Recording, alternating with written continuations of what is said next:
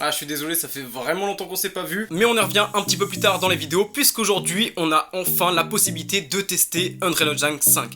Sachez que ça fait à peu près 2 ans que j'utilise l'ancienne version nommée la 4, et là on va pouvoir enfin tester la version 5 qui a été annoncée il y a un peu plus d'1 an, avec énormément de fonctionnalités complètement dingues, avec des textures 4K, plein de nouvelles features, une toute nouvelle interface, des nouveaux moyens de créer nos niveaux, etc. Plein de nouveautés incroyables qu'on va pouvoir découvrir ensemble. Je ne me suis toujours pas spoilé, mis à part évidemment sur toutes les technologies qu'on va voir dans cette vidéo, mais surtout on va pouvoir découvrir le logiciel ensemble pour ceux qui ne peuvent pas le télécharger, parce que oui, effectivement ce logiciel est assez lourd, il doit faire dans les 20 Go, sans compter le projet qu'on va tester en fin de vidéo, qu'on a pu voir dans les trailers d'Epic Games, qui est totalement incroyable. Vous m'en direz des nouvelles, je vous mets un petit extrait 2 secondes.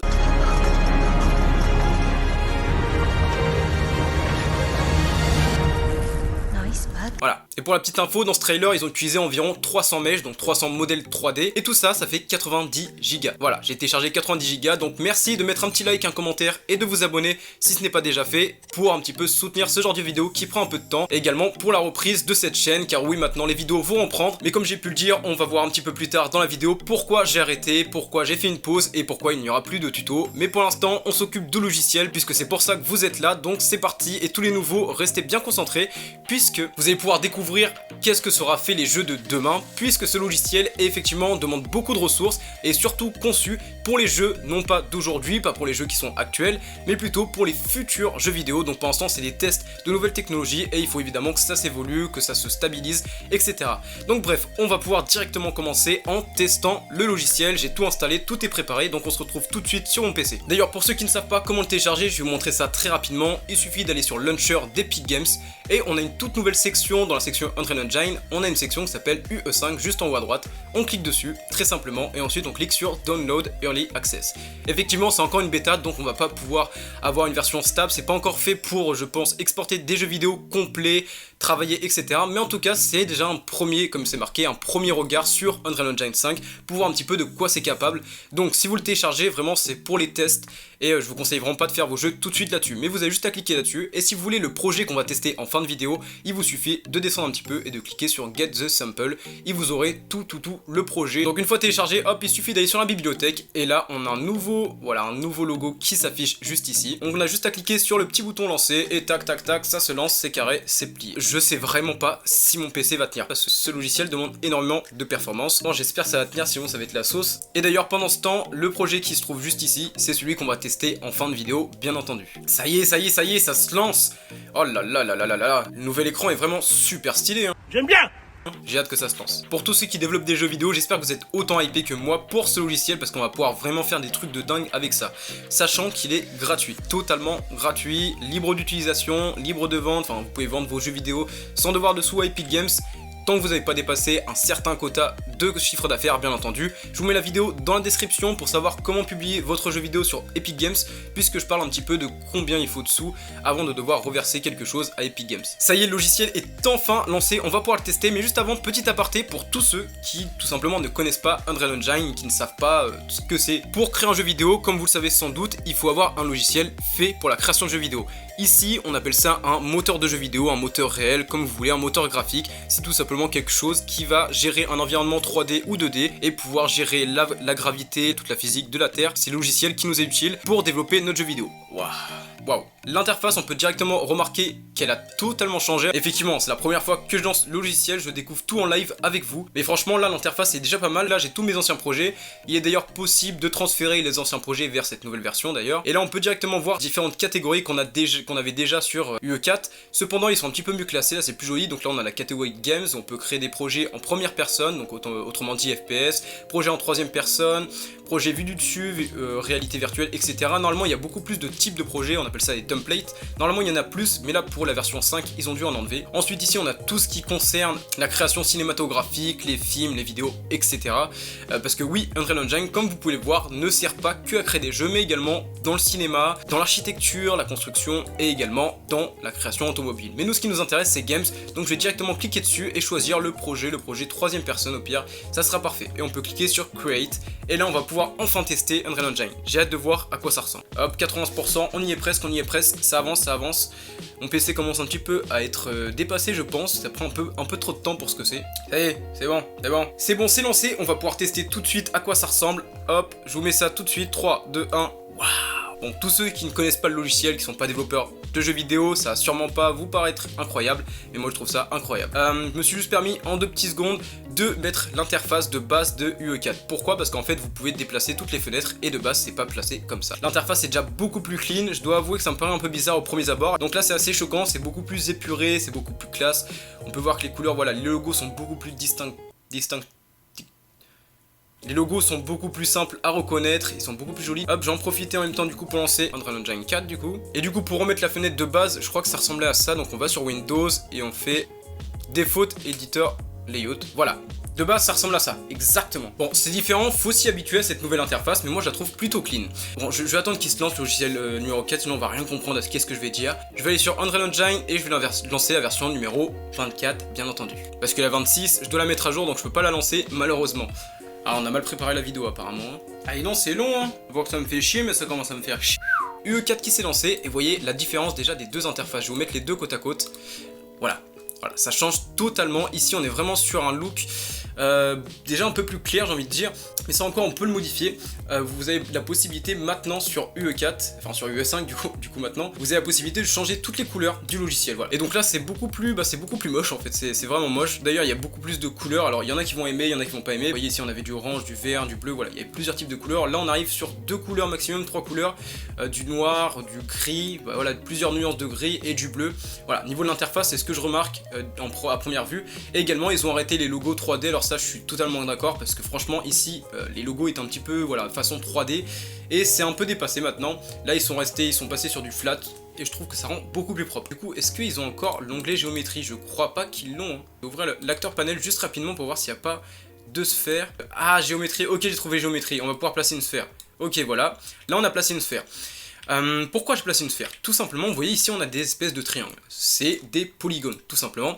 Et tous les modèles 3D dans un jeu vidéo possèdent beaucoup de polygones. Et en l'occurrence, et sur UE5 maintenant, on a la possibilité de mettre autant de polygones, ça se compte en milliards de milliards. C'est ça bord. C'est de l'humour ça. C'est drôle toi hein. Sans que le jeu lag, tout simplement parce qu'en fait le moteur graphique va faire en sorte de moduler les faces pour prendre moins de performance, et ça c'est dû à une technologie dont on va reparler juste après. C'est-à-dire on va pouvoir avoir autant de polygones que l'on veut. Là c'est juste un exemple grossier pour vous faire comprendre, mais avec beaucoup de polygones ça ne laggera pas du tout. Et d'ailleurs j'ai même pas parlé d'un truc très important sur la nouvelle interface, c'est que voilà, si on retourne sur UE4, vous voyez que si je vais le logiciel en grand, on avait tout simplement en bas ici la possibilité, si on fait ça, tac, on va sur nos petits dossiers, on prend par exemple un props, on peut le mettre juste ici, vous voyez on peut déplacer les props. Ça, c'était l'ancienne façon de poser des objets sur un niveau. Maintenant, ça a totalement disparu. Quoique, ça n'a pas disparu en entier, puisque maintenant il y a un raccourci qui s'appelle CTRL espace, et hop, on ouvre tout simplement le Content Drawer, Control Browser, appelez-le comme vous voulez, mais c'est tout simplement là-dessus qu'on récupère nos petits meshs, etc. pour ensuite faire notre niveau. Ce qui permet notamment lors du level design de gagner énormément de temps, je pense, dans la conception du coup de notre niveau. On a vraiment l'écran en grand, ce qui nous permet de nous concentrer entièrement sur la création de notre niveau et du coup sur la charte graphique, la direction artistique et j'ai envie de dire sur l'art de notre jeu vidéo. Notamment si on a plusieurs écrans, on peut avoir un écran à droite par exemple où on récupère tous les objets 3D avec le Content Drawer, etc. Et un écran entièrement dédié à la création de notre niveau. Et voilà, ça c'était une grosse nouveauté maintenant. Tac, qu'est-ce qu'on peut tester d'autre? Moi j'ai envie de tester directement les textures 4K. Ah oui je sais, normalement ils ont ajouté un truc qui s'appelle Quixel. Quixel ça nous permet, c'est une librairie en fait qui est accessible à tous les utilisateurs d'Unreal Engine et qui nous permet d'avoir des modèles 3D, des textures qui sont utilisées notamment dans Avengers, c'est pour citer un grand nom, mais voilà, utilisées dans beaucoup de blockbusters. Autrement dit, c'est des bonnes textures de qualité et on peut les utiliser gratuitement, tout du moins une bonne partie, dans notre jeu vidéo. Voilà, Quixel Bridge dans Content. Je vais essayer d'importer les trucs en 4K, je m'occupe de ça, et du coup on va pouvoir tester 2-3 trucs en 4K, j'ai envie de faire ça tout de suite, donc hop. Qu'est-ce qui me fait chier? Ça va faire 1 heure que je suis en train de télécharger un modèle 3D en 8K, je crois en 4K. La qualité est folle, vous allez voir ça dans quelques instants. Et voilà, j'ai téléchargé ce modèle 3D sur cette interface qui est Quixel Bridge. C'est tout simplement là-dessus qu'on a un petit peu tous les modèles 3D, plein de modèles 3D tout du moins utilisés dans le cinéma, comme je vous l'ai dit tout à l'heure. Voilà, on a des trucs d'architecture, on a voilà des falaises, des bouts de roche, plein de matériaux qui peuvent être utilisés dans la création de jeux vidéo, dans l'architecture, peu importe le domaine, mais c'est que de la qualité. Donc on va pouvoir tester ça, j'ai vraiment hâte que ça se télécharge. Mais sachez qu'avant, Quixel c'était pas intégré directement à Unreal, il fallait passer par du coup le logiciel Quixel, il fallait l'installer, etc. C'était un peu chiant. Là c'est directement intégré, je trouve ça magnifique. Ah, je crois que mon PC commence à décéder. Aïe aïe aïe aïe aïe, ça sent mauvais là. Hein. Alors normalement, si j'ai bien compris, pour importer le modèle 3D que je viens de télécharger, il me suffit de le prendre, faites pas attention à ce que c'est, et de le glisser sur la map. Me dites pas que c'est comme ça. C'est un truc de fou. Ah, vous vous rendez pas compte, hein, mais vraiment c'est un truc de fou de pouvoir télécharger des trucs en 4K de cette façon. Alors, effectivement, j'ai peut-être pas pris le meilleur exemple, vous allez m'excuser. Hop, je vais agrandir ça. Elle est passée où mon concombre ? Oui, c'est un concombre. Voilà, là on voit peut-être pas, ouais, j'ai mis en medium quality, mais ça reste quand même de la très bonne qualité pour un concombre. Alors si j'ai téléchargé un concombre, j'en suis désolé, mais c'est parce que j'ai une très mauvaise connexion. Et malheureusement, j'ai pas envie de passer 20 ans à télécharger un modèle 3D juste pour voir si ça fonctionne bien. Mais voilà, en tout cas ça fonctionne très bien, on va pouvoir importer des modèles 3D en 4K, 8K, 2K, ce que vous voulez, très facilement, et ça j'adore. Pas forcément des concombres, mais vous avez compris l'idée. Petite différence notable, c'est la barre ici. Alors effectivement on retrouve les mêmes boutons que sur Unreal, sauf qu'une petite différence, c'est que là il n'y avait pas le Select Object. Avant c'était soit celui-là, soit ça, donc soit l'outil de translation, soit l'outil de rotation, soit l'outil d'extension, enfin pour augmenter la taille sur X, Y et Z, mais on a un nouvel outil, j'ai envie de dire, qui nous permet simplement de sectionner sans pour autant devoir bouger, enfin sans avoir les axes qui s'affichent. Les boutons, notamment pour créer la map, a totalement changé, vous voyez que maintenant c'est ici, et là on retrouve tout ce qu'il faut pour créer la map, donc dès que je clique sur le bouton, hop, j'ai toute la map qui s'affiche, c'est vraiment super cool. 35, 87, attention, ouais. Sachez que ça m'a pris beaucoup de temps pour rien. Juste pour voir si les outils ont pas changé, mais ouais non, on peut toujours créer et sculpter nos mondes de cette façon là. C'est toujours aussi satisfaisant. Ok, bon bah c'est cool. Voilà, j'ai attendu 20 minutes pour ça. Ici ça doit être le bouton sûrement pour le foliage. Non, pas du tout. C'est quoi ce bouton là? Si c'est le foliage, ok, j'avais bien raison, c'est le foliage. Je ne connais pas du tout ce que c'est, fracture. Ah, je crois que ça... c'est une nouvelle fonctionnalité d'Unreal, c'est une fonctionnalité comme Chaos qui nous permet de casser en fait les objets. Pour reprendre les mots d'Unreal, c'est pour fracturer les objets, mais c'est tout simplement pour les casser, pour faire plus grossier. Et là c'est le brush editing, ok, on connaît. Et voilà, du coup on va pas passer 1000 ans à découvrir tout le logiciel, hein. J'ai fait quelques tests, j'ai regardé un petit peu les interfaces, qu'est-ce qu'il y avait de modifié. Mais voilà, là ce qu'on va faire tout de suite, c'est qu'on va parler un petit peu de toutes les nouvelles fonctionnalités qui arrivent avec cette nouvelle version. Alors bien entendu, je vais pas vous parler des caractéristiques techniques, de tous les trucs un petit peu compliqués à comprendre, on va voir de façon globale, j'ai envie de dire, les nouvelles fonctionnalités qui arrivent avec Unreal, et notamment du côté développeur, qu'est-ce que ça change, et du côté joueur, qu'est-ce que ça change aussi. On va voir les deux points de vue, on va voir ça très rapidement, et on va tout simplement tester le projet qui est mis à disposition. Alors je doute qu'on puisse lancer la map, j'ai déjà fait un test, ça n'a pas fonctionné, ça a crash, d'accord. Donc je doute qu'on puisse le faire, mais en tout cas on va pouvoir voir un petit peu les modèles 3D, qu'est-ce qu'ils ont utilisé pour faire le trailer, dont je vous ai mis l'extrait, je vous mets évidemment le lien de cette vidéo dans la description ou dans les commentaires pour que vous puissiez checker un peu la qualité du logiciel et qu'est-ce que ça peut rendre avec une bonne équipe de développeurs de jeux vidéo. Donc voilà, on parle un petit peu des fonctionnalités, ensuite on se retrouve pour le projet. Et du coup, pendant que le projet se lance, on peut voir d'ailleurs l'image de fond qui est vraiment très stylée. On va parler un petit peu de toutes les fonctionnalités du logiciel. Et notamment, on va commencer avec Lumen. Maintenant, il y a une seule lumière qui nous permet d'éclairer toute la scène. Le plus intéressant, c'est que ça ne va pas précalculer la lumière. Là, ce que ça fait maintenant, c'est que Lumen, en fait, ça va prendre en compte tout ce que fait le joueur, qu'est-ce qui se passe dans l'environnement, est-ce qu'il y a un mob qui passe en courant, est-ce que toi t'es en train de marcher, est-ce que t'es en train de tomber, est-ce qu'il y a des bouts de roche qui sont en train de tomber, etc. Et ça va prendre tout ce qui se passe, et ensuite ça va calculer la lumière en fonction de ce qui se passe en temps réel dans le monde, sans causer de lag. Voilà, je préfère préciser. Voilà, ça c'était pour Lumen, c'est ce qui nous permet d'avoir un éclairage super beau, super dynamique. Ensuite, nous avons Nanite. Ça, c'est l'une des autres grosses fonctionnalités qui a été annoncée par Epic Games. Nanite, grosso modo, qu'est-ce que ça va nous permettre? C'est ce dont je vous ai parlé tout à l'heure, ça va nous permettre d'afficher autant de polygones que l'on veut, sans pour autant qu'il y ait de lag causé à cause des polygones. Un modèle 3D, ça peut faire 200 000, 300 000 polygones, ça peut monter à des millions de polygones. Et là maintenant, justement, les modeleurs 3D étaient un petit peu limités par rapport à ça. Ils pouvaient pas faire des modèles 3D trop détaillés au risque de faire laguer le jeu. Et en plus de ça, ça va nous permettre de supprimer tout ce système de LOD qui en gros nous permettait de modifier une texture, en tout cas un modèle 3D, en fonction de là où on est en fait. Si on est près du modèle 3D, alors il va s'afficher de manière plus claire, et si on est loin, il va être beaucoup moins détaillé.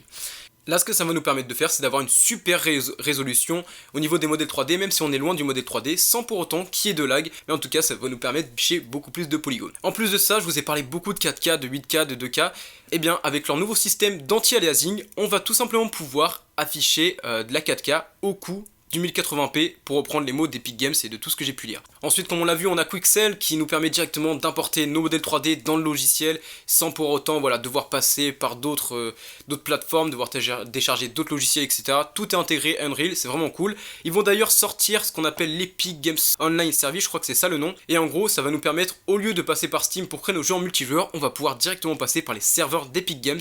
Il y a le World Partition, c'est très simple, en fait on va pouvoir décider de ne changer qu'une partie de la map pour travailler de façon plus focus et sans lag. On a également une technologie qui s'appelle One File per Actor, ce qui va nous permettre de travailler en collaboration avec des amis à nous, ou tout simplement sur la même map. On va pouvoir mettre des modèles 3D sans pour autant que ça gêne les autres personnes qui travaillent avec nous. Du coup, vraiment pouvoir travailler à plusieurs en même temps sur le même projet, ce qui jusqu'alors est assez galère. Là maintenant, ça va être largement amélioré et ça c'est plutôt cool. Et ensuite, qu'est-ce qu'on a d'autre comme fonctionnalité? Il y a par exemple, oui, le Full Body EK Solver. Bon, c'est un nom un petit peu compliqué, mais qui veut tout simplement dire que lorsque l'on marchera en fait sur notre map, les pieds du personnage seront alignés avec le niveau. D'ailleurs, dans le trailer, à un moment, on voit plein de petits cafards qui se battent par milliers par terre. Et bien tout ça, c'est dû à un nouveau système de particules nommé Niagara, qui va nous permettre de créer des particules de qualité de fou. Encore une fois, sans avoir énormément de lag et créer de façon dynamique. Alors Niagara, ça existait déjà avant comme système, mais là c'est une évolution, voilà, ils ont amélioré totalement le système, ils l'ont performé, ce qui va nous permettre de créer des particules d'autant plus réalistes. On aura également un système d'audio qui sera beaucoup plus performant, on va pouvoir avoir de la réverbération, si on est caché derrière un mur, ça sera le son, comment dire, il va rebondir d'une façon beaucoup plus naturelle, etc. On a plein de fonctionnalités qui vont améliorer l'immersion, j'ai envie de dire, dans le jeu vidéo. Voilà, on a fait à peu près le tour de toutes les features. C'est bon, c'est lancé, ok, parfait. Juste avant, je voulais vous remercier pour les 1500 abonnés, c'est pas énorme mais c'est le début, on y va tranquillement. Et également juste avant de découvrir un petit peu qu'est-ce qui se cache derrière le trailer qu'on a pu voir, on va parler rapidement de l'avenir de la chaîne. Tout d'abord, je vais arrêter les tutoriels de création de jeux vidéo sur cette chaîne. En tout cas, je compte pas arrêter les tutoriels à vie, mais sur cette chaîne, vous n'en aurez plus. Du moins, vous aurez toujours comment publier votre jeu sur Google Play, etc. Ça, c'est des vidéos qui vont arriver très bientôt, mais il n'y aura plus de tutoriels sur cette chaîne. La raison est simple, c'est tout simplement que je veux un petit peu agrandir la communauté pour avoir beaucoup plus de gens sur cette chaîne et ainsi développer des jeux de plus en plus volumineux, notamment Skyland pour un petit peu accélérer le développement de ce jeu. Mais la thématique principale de ma chaîne reste la création de jeux vidéo, donc il y aura toujours de la création de jeux vidéo sur cette chaîne, vous inquiétez pas. D'ailleurs, s'il n'y a pas eu de vidéo ces derniers temps, je crois que ça fait 3-4 mois environ, c'est tout simplement parce que j'étais pas mal occupé, j'étais en période d'examen, j'avais des choses à préparer, j'avais également 2 emplois à côté du coup de mes études. Donc voilà, c'était un peu compliqué à gérer tout ça, j'ai créé mon entreprise et j'ai préparé beaucoup de projets pour cette chaîne YouTube, vous allez les voir arriver petit à petit. Ceci étant dit, on va directement pouvoir, hop, lancer le projet, enfin regardez qu'est-ce qui se cache derrière, oui je déplace mon micro. Est-ce que vous m'entendez bien? Voilà qu'est-ce qu'ils ont utilisé Epic Games, en tout cas l'équipe qu'ils avaient du coup engagée pour créer le projet qu'ils ont mis sur leur trailer. Voilà les assets qu'ils avaient mis à disposition, il y en a vraiment pas beaucoup comme vous pouvez le constater. Ça c'est ce qu'on appelle une map overview, en gros c'est tout simplement là-dessus qu'on met tous les assets qu'il y a dans un projet pour avoir une vision globale en gros de tous les modèles 3D. Et voilà qu'est-ce qu'ils avaient, on peut le remarquer, hein, c'est détaillé de dingue, c'est un truc de fou.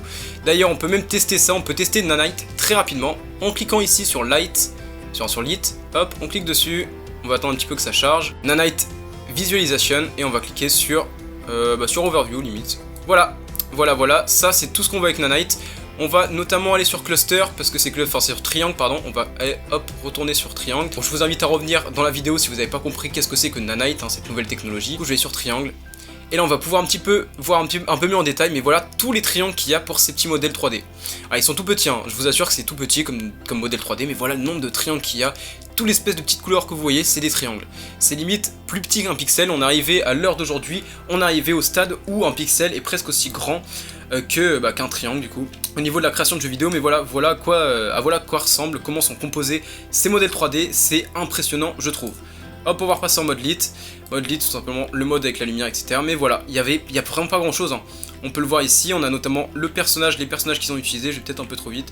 Voilà le personnage qu'ils ont utilisé qui s'appelle Echo, il me semble. Voilà, voilà à quoi il ressemble.